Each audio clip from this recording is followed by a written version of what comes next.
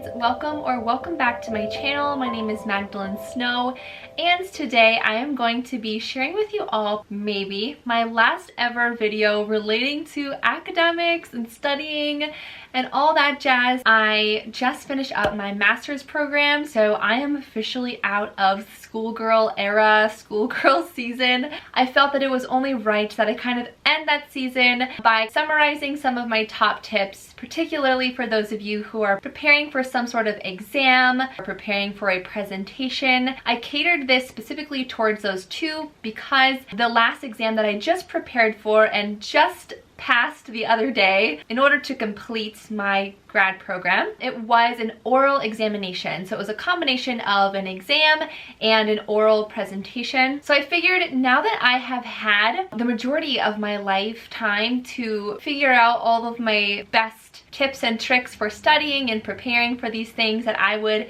present them to you in hopes that maybe they'll be able to help you. They certainly helped me throughout my 20 or so years of being a student. Yeah, so the first half of this video is going to be about my personal study process and the tools that I use along the way to prepare specifically for my oral exam. So it's combining exam studying with physically presenting something like a speech. The second half of this video, I'm going to address the non-study related necessities. That is going to include all the things you need to know in order to maintain your sanity while also improving your performance in the end. Please comment down below if you're studying for something. Let me know what it is. Final exam? Is it the SATs? Is it a big presentation? Let me know in the comments section. So starting out with my personal study process for my big exam, combining all of the tools that I have ever used that have worked very, very well. So the first thing that I did was I typed up my entire speech. I typed up my entire exam, and I tried to make it as concise as possible to only include the information on that document that I knew I was actually going to need to know, or that I actually knew I was going to have to present. One really helpful tool that I used was this really cool site that I found. You copy and paste the text that you have on your document, you put it into this little search engine thingamabobber on their website, and it will tell you how long they predict it will take a person to read all that information. So this is particularly helpful if you are trying to prepare for a presentation and you know you only have a certain amount of time. You can go in, utilize this speech site to see, okay, for a fast talker, it's going to take approximately this long. For a slow talker, it'll take about this much. So you'll be able to gauge, okay, am I in a good range? Am I not? Do I need to cut down and remove some more text? The other tool that I used was Quizlet. I ended up paying for the Pro plan, I believe, just because I knew I only had 1 month until this exam was going to be done. I'm not going to keep paying for it again, and I just needed all the resources I possibly could. So if you're in a position to pay for Quizlet Pro, I would honestly recommend utilizing Quizlet Pro. It generates like practice exams for you. Take pictures of your notes and then put them onto Quizlet, and it will create the entire flashcard set. Really, really cool. So the other way that I ended up using Quizlet was I took sections from that document with all the information I knew I needed to know, and I put it into Quizlet. I broke up that original document into chunks, kind of like paragraphs, and I decided on sort of a key term that kind of summarized that paragraph, and I used that kind of key summary term for the term in Quizlet, and then I used the paragraph as the definition. And that's how I ended up practicing and memorizing the information that I needed to know. Quizlet has just always been my favorite, and I will be a Quizlet queen till the day I die. I don't think I'll continue with the Pro, obviously, because now I'm done with school, but thank you, Quizlet. So the next tool that I would recommend that you guys get is this app called Memorize by Heart. It's been very, very helpful, specifically with trying to memorize speeches, because again, you can copy and paste the full text that you know you're going to need to say. You put it into this app, and the app is free, so that's fabulous. And it goes through multiple activities to help you remember and really sink into kind of retention everything that you need to know. The next thing that I did is I printed out that full document with everything I needed to know and just went through and highlighted key terms, phrases to kind of help me visualize and remember the more important parts of the exam or of that speech, for example. And I then went ahead with my hands, with my writing. I created a sort of visual outline, and the way that I went about making this outline was kind of how I made the Quizlet too. So I would pick out a really important term or a phrase that summarized each paragraph, and I would put that as kind of the heading, and then I would just pick out little phrases, even sentences within the paragraph to help just kickstart my brain. Oh right, I was going to talk about this next. And the way that I made this is similar to how I would go about creating a PowerPoint presentation. So for the oral exam that I had to present, I could not bring anything in with me, no papers, it couldn't have a presentation, but I prepared for it as if I were going to present with a PowerPoint. It creates a visual reference for you when you're actually presenting or when you're actually sitting down to take an exam. In your mind, you can almost reference like changing slides, and then your brain can kind of take a breather, right? As you're changing slides, you can maybe have imagery that reminds you of what you were going to talk about or what you needed to recall. And each PowerPoint slide in your head represents a certain chunk of your exam or a certain theme of your exam. Another thing that I did end up doing was actually creating a fake PowerPoint to prepare for this exam. So obviously I wasn't actually presenting this PowerPoint, but I created one nonetheless to actually have a visual to remember as I was presenting. The next thing that was super helpful, I recorded myself practicing the entire exam as is, like as I would on the actual day. If you are preparing for a presentation, I would highly recommend doing this. I have always done this in preparation for presentations,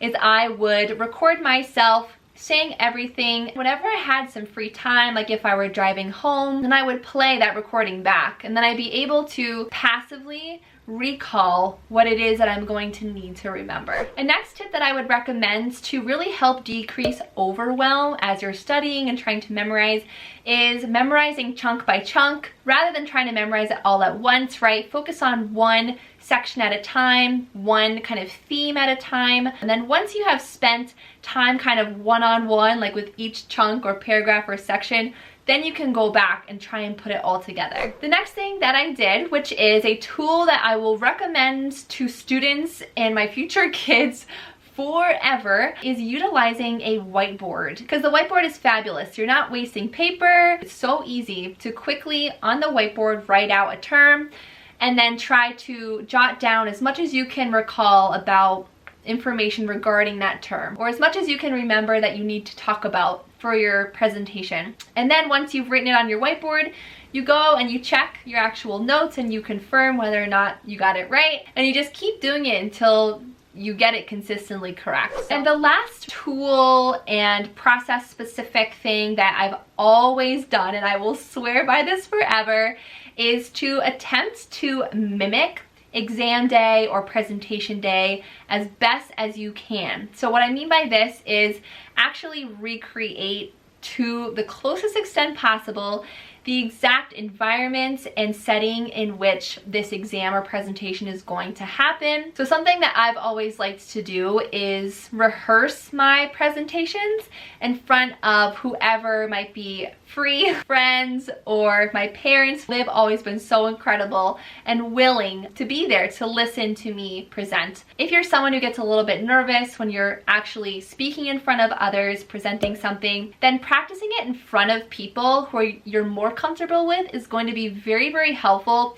to get some of those initial jitters out, so that when you're in front of whoever it is you actually end up presenting it to, you're already kind of used to making eye contact with people, or like acknowledging that yes, there are humans watching me right now. Just speaking aloud, anything that you need to remember, is also going to help with recall and retention. If you're able to go to the physical place that you are going to be presenting in or taking your exam in, that can be really helpful to just familiarize with yourself with the setting, to know where you need to go so that you're not scrambling the day of.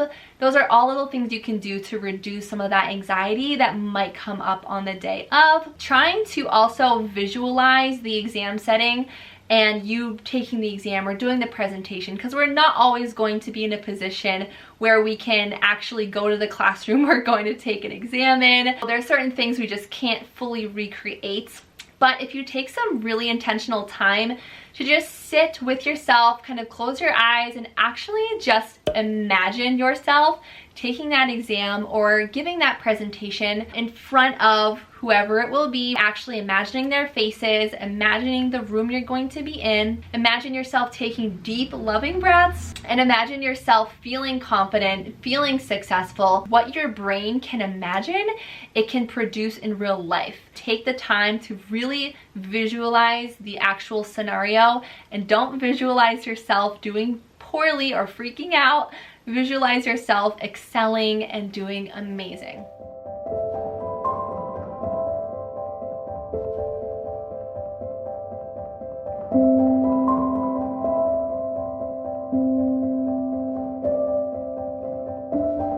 I'm now going to be talking about what can we do that are non-study related, but that are going to help you to stay sane and actually perform better. Trust me, it will make a huge impact. It's all about your lifestyle, your habits, and your mindset. And now these are all things, right, that are really just good in general, and that probably I should be implementing far more regularly, but every routine is idealized and we're not always able to consistently reproduce these things. When we have kind of big events coming up like exams and presentations, it's important to be particularly mindful of this stuff because it certainly can make a huge difference. And so the first thing is trying to create a good sleep routine.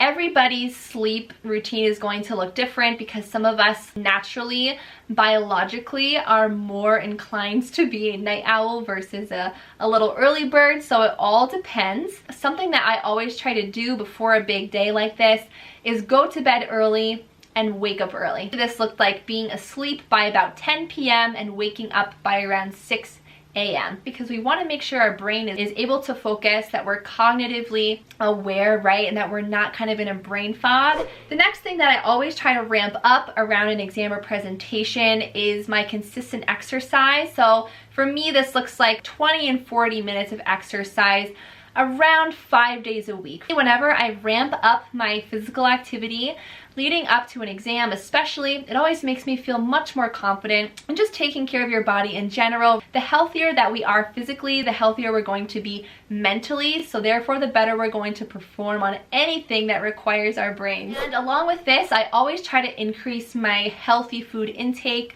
around exams. So I actually, long ago when I was way younger, it's so funny, I posted a video about foods to eat before you take an exam, so feel free to go watch that if you'd like after this video, which goes a little bit more in depth and gives you more specific ideas of what to eat. What I try to do is just reduce some of my processed food intake, some of that sugary stuff that's just going to drain my energy and isn't going to fuel my brain cells. Instead, I try to lean for more of like the whole grains, the fruits, the vegetables, meat that I know hasn't been processed like crazy, but I still try to keep a good balance. Reward myself after I've been studying for a really long period of time, right? And baking cookies and eating some chocolate, having some ice cream. So trying to strike a really good balance. And the next thing that I did, especially in regards to health, while of course I was studying like crazy, I always made time for brain breaks. And I kept living. I didn't shut down my life. I didn't put everything on pause just because I had this upcoming exam. I did my best to say yes when I was invited to something,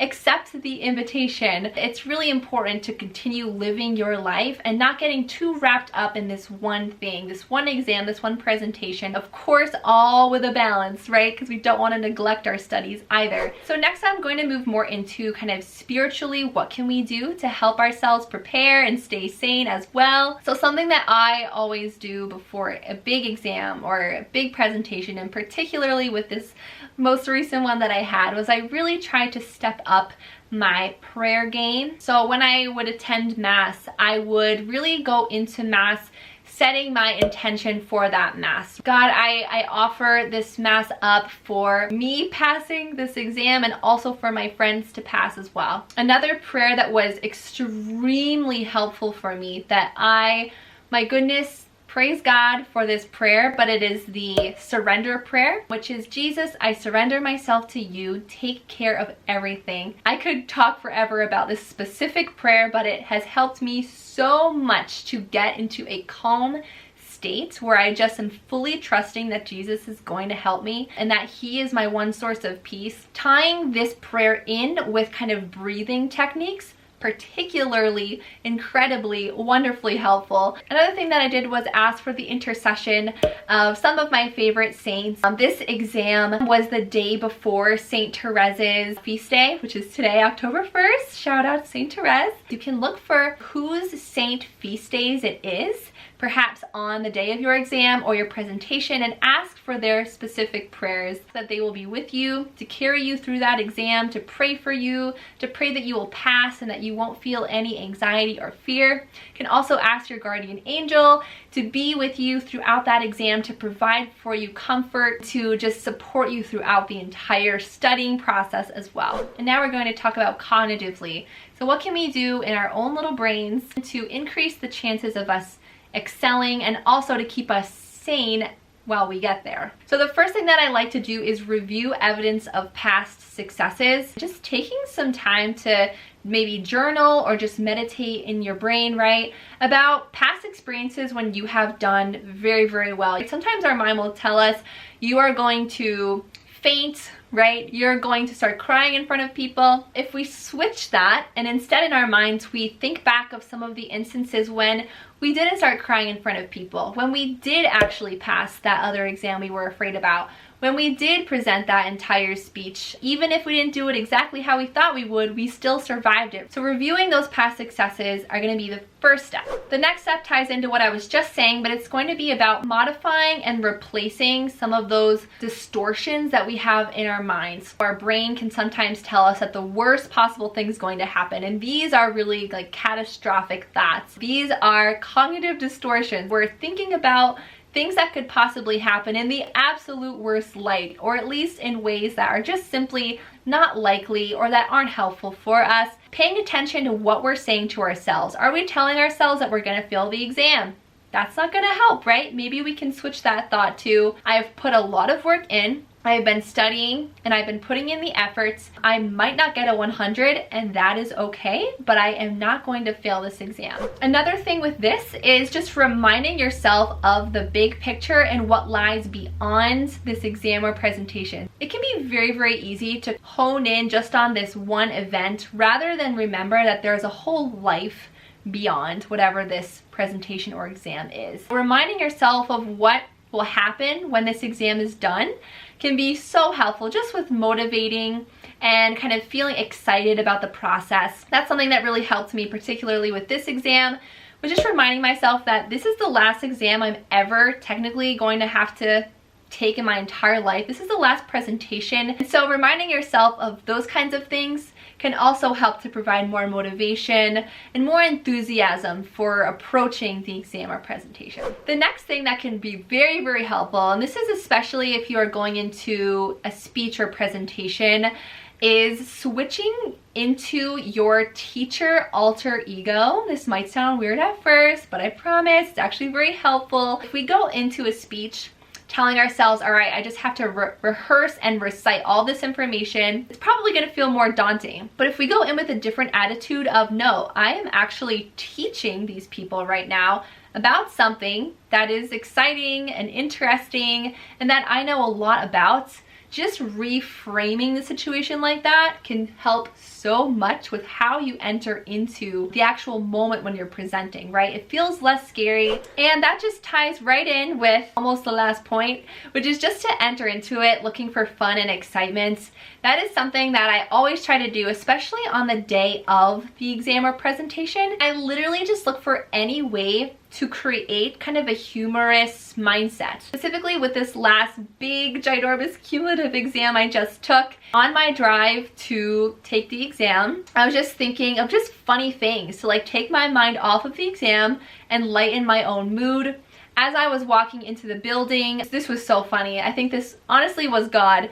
There were goats just eating away at the weeds next to the building. I was so confused. There are never goats on campus. So that was hysterical, right? So I just took the opportunity to find the funny around me and just crack up. Life is so silly, and the fact that I'm taking this exam is so silly, and those goats are acting so silly. I just looked for any way to lighten the mood so that when I stepped into that room to give that presentation, I was in such a more chill, looking for the funny in the moment mood and mindset that it just helped to make it all feel more fun. It really took some of the edge off. It took some of that pressure off. Ultimately, it helped me to open up and be more vibrant in my presentation, and it led to me passing. So there you go. Lastly, you guys, I have a little bonus tip for you, and the bonus tip is to make it fun. Make the preparation, make the studying fun. You guys, if you can make studying fun, you're gonna be able to look forward to studying. I know that might sound crazy to some of you guys. I promise you, it is so helpful. When you tell yourself, when I study, I'm going to have a super fun smoothie to sip on, or I'm going to get my favorite drink from Dunkin's, I'm going to sit in a really cute sunny window, and you start actually associating studying and preparing with stuff that you absolutely love and find so wonderful, it can change the game. Usually people will say, nope, I'm going to earn my smoothie. I'm going to earn my chocolate. You flip it around and you say, nope, the only time that I'm getting that smoothie is when I'm studying. The only time that I'm sitting in the cozy nook is when I'm studying. You'll be able to, again, lighten the mood of the preparation for whatever it is, and you'll be able to have more fun with it. So your brain is going to be more alert, even though this exam or presentation is likely causing you at least some form of perhaps stress, or you're just trying to make sure you do your absolute best. So there's a little bit of pressure there. There is so much more to life. So being able to not halt your life altogether, not suddenly deny yourself the things that you love, being able to combine them all is going to help you look back on your time of studying in a very positive light. When you pass that exam and when you pass that presentation, you are going to be so grateful for the way that you prepared as well. We will close with a little quote that hopefully will leave you guys inspired. Even a tiny sliver of faith can move mountains. Believe. Thank him ahead of time that he will see you through this exam or presentation. Do your part, then surrender and allow the God of the impossible to help you. All right, guys?